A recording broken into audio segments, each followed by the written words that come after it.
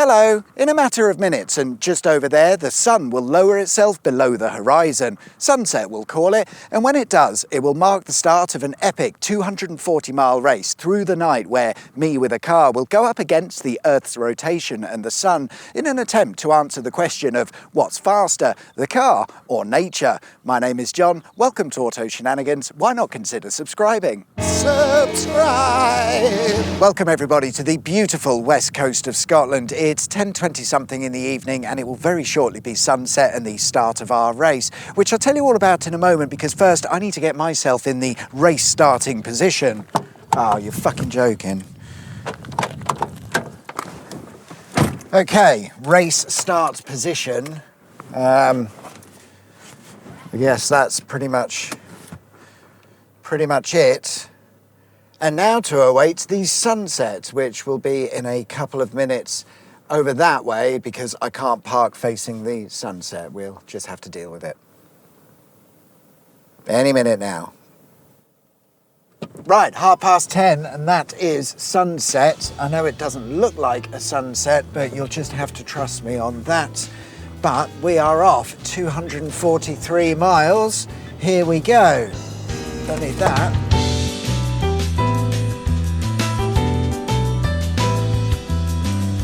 Assuming you haven't clicked off already, let me tell you what the dickens is going on. Starting at sunset in Nice Point on the Isle of Skye, Scotland's most westerly location reachable on land and by car, I will race 243 miles overnight to Peterhead, Scotland's most easterly point, aiming to arrive before sunrise. Meanwhile, the sun will travel, so to speak, over 13,000 miles in the opposite direction, and it's quite simple. If I arrive at the finish line in Peterhead before sunrise, I win. If I don't, I lose.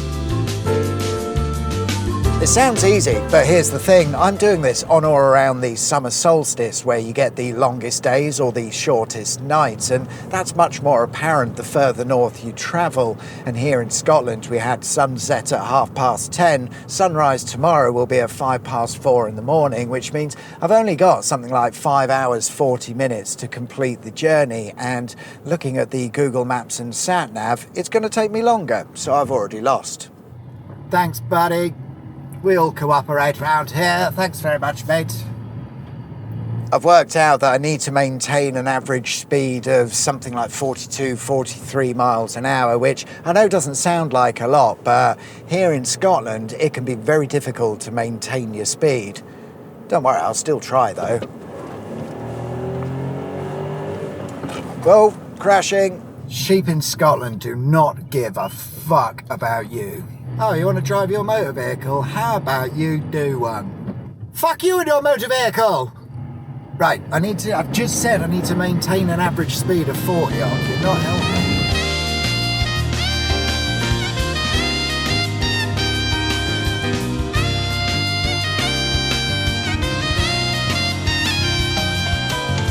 And to make matters more challenging, in this part of the country you'll struggle to find a dual carriageway and the nearest motorway is well over 200 miles away. Instead, the roads twist and turn their way around the mountainous terrain in a rather spectacular fashion, which makes for an incredibly exciting drive.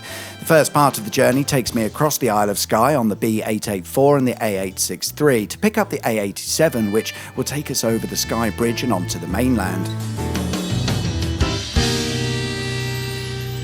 And after the first hour, I'm still on the Isle of Skye. I've managed something like 35 miles, and this is the problem with Scotland. Yes, there are A roads, but they're not fast roads, and of course this means I've done 35 miles an hour, and that's just not good enough. I would have put a shot in there of me accelerating briskly, but there's a corner coming up, and I would have crashed.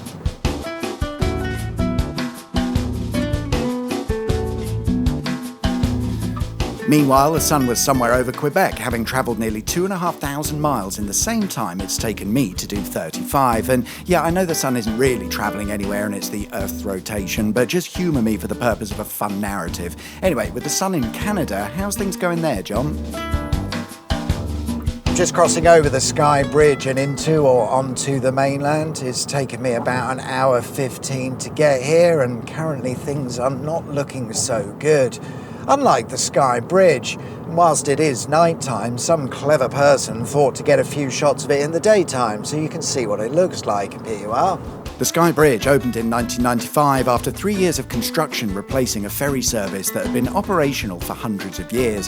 When it opened, it was said to be the most expensive toll bridge in Europe because, in a set of unique circumstances, it was built by a private organisation who obviously wanted to make their money back, which they did in 2004 when the council bought the bridge for £27 million so that they could remove the ridiculous tolls, and I don't think the company cared. The bridge takes you over Loch Alsh. Loch means lake, and it's interesting because it's home to a huge colony of flame shells, a type of clam. And when I say huge, I'm talking flame shells covering an area of nearly 200 acres. And when a survey was carried out several years ago, they counted over 100 million of the things, which are said to be incredibly rare. They're not. Anyway, just up here, I'll be turning off the small A87 and onto the even smaller A890, where we'll pass by Loch Carron, because, of course, she's got her own loch, and we'll pass by one of the mountain ranges of Scotland, none of which we're going to be able to see, but they are absolutely spectacular, probably.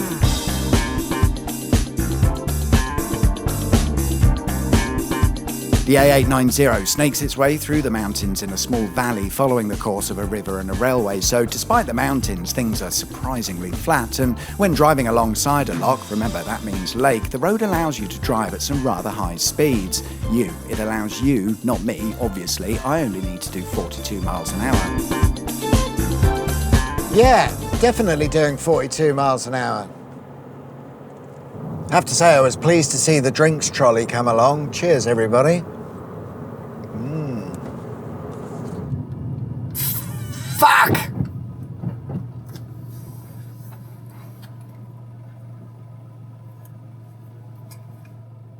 Oh, come on, this is quite ridiculous. Yes, here we go. Good. Look at this. In Scotland, they have a workforce that actually work. Well done, guys. It is 1 a.m. and it's a Sunday. I mean, fair enough.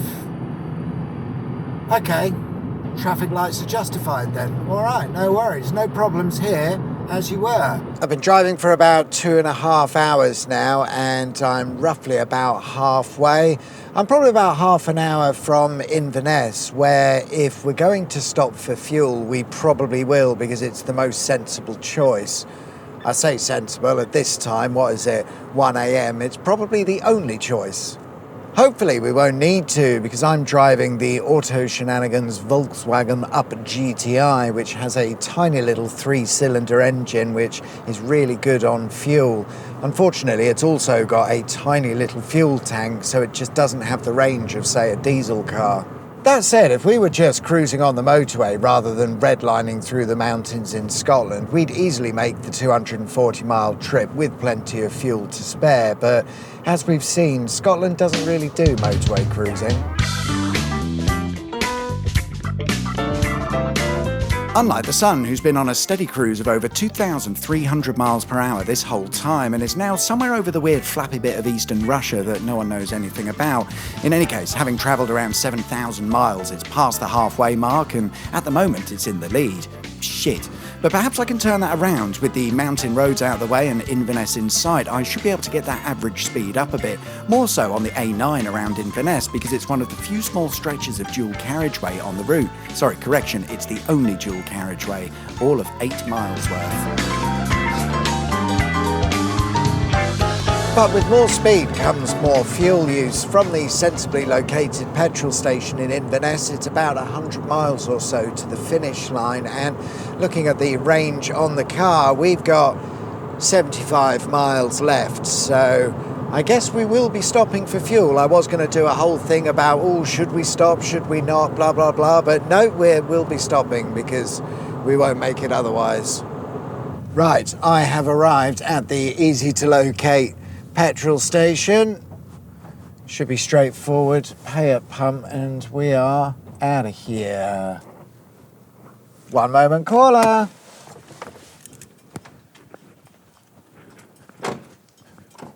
Need my wallet. Right, situation report. It's about 100 miles to Peterhead. I've got a full tank of gas, half a pack of cigarettes. It's dark and I'm wearing sunglasses. Hit it.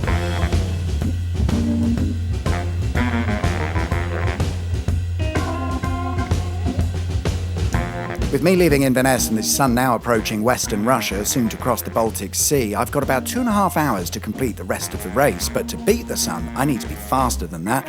Luckily, for the next 40 or so miles, I'm on the A96, which ordinarily would make for slow progress as you get stuck behind tractors and lorries, etc., but at 1:30 in the morning, not a problem. And with some sections having a 60-mile-an-hour limit, I should be able to sit well above the required average of 42 miles per hour. If we're making up for any lost time, this is the opportunity. And I have to say, this car for thrashing about in Scotland could scarcely be better. You don't want some massive heavy brute of a car with 800 horsepower. You need something that's light and nimble, preferably with a turbo, the Volkswagen Up GTI. It's perfect for taking on the tight and twisty roads of Scotland, and when the roads do straighten up a bit, it's got enough power to propel you along nicely. This part of Scotland is certainly more populated than the western side where we started. I'm just passing through the town of Elgin, which used to be a city owing to its cathedral, which is now a ruin, and I assume that's why it's no longer a city. But on the plus side, it's got a Macca's and a Starbucks, which makes certain parts of western Scotland look like a third world country.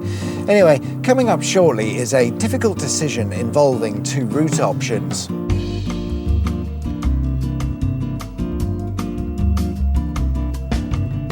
When we reach this roundabout, we can either stay on the A96 or turn onto the A98. If we go via the A98, the journey's length is as quoted, 243 miles. If we go via the A96, it's 251, but whilst it is more miles, the road is likely to be easier to extract a higher average speed from, making up for any increase in distance.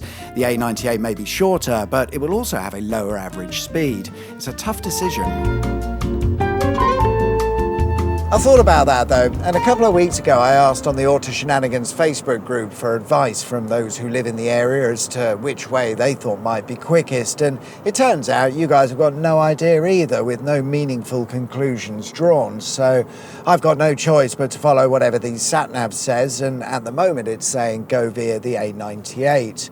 Some of you did mention that the views via the A98 are wonderful, but I don't really think that's going to matter all that much. From the coastal road. It's definitely getting light outside. At this point, the sun is somewhere over the east coast of Denmark. All it has to do is cross the North Sea and then it arrives at Peterhead. It is 2:45 a.m. and I've got another hour and a half's worth of driving to do. If you do the maths, that means the situation is currently not looking very good at all. I'm going to turn the cameras off now and do some driving that I can't put into this video.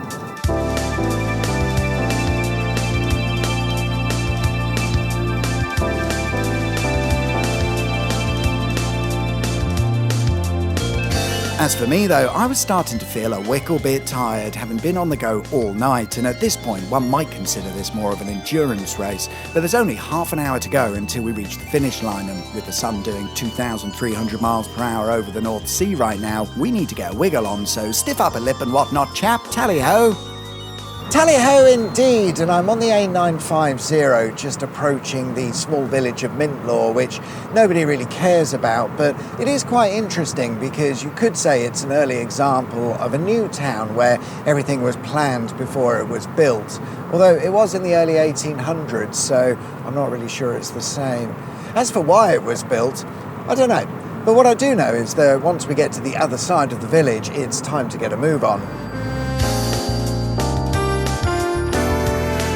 Because it's the final leg, the home stretch, the back straight, it's the last bit as we make our way into Peterhead. Hopefully it's still early enough for the traffic to be minimal because we've got to go right through the centre of town. Whilst the sun is mere minutes away from rising above the eastern horizon, for definitely not scripting or narrative purpose, it's anyone's guess as to who will be crowned victorious. Me in a little city car or nature with its sun and all that.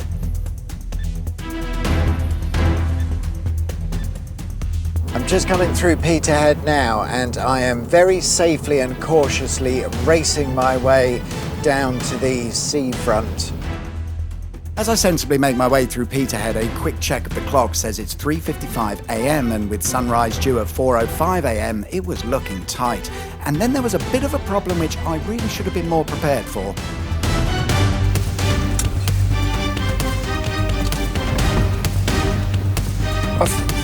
My SD card's run out in the other camera.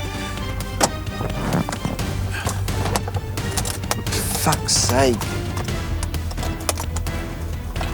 What the hell have I recorded on there? Crisis averted. Wouldn't want you guys to miss out on the shots now, would we? Speed bump. Fuck. Come on.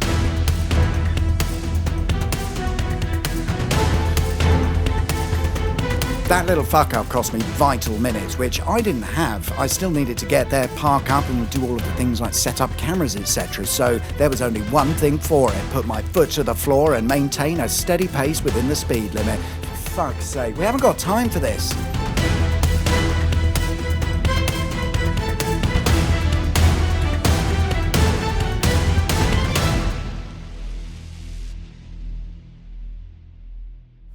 That's nice, isn't it? Well, there we are, 243 miles from Scotland's most westerly point to its most easterly, from sunset to sunrise on the longest day or during the shortest night if you prefer, all to answer the question of what's faster, me with a car or nature? Me, because of course I am. Thank you very much for watching. Like and subscribe if you haven't already, and I'll see you guys next time. Take care, bye-bye.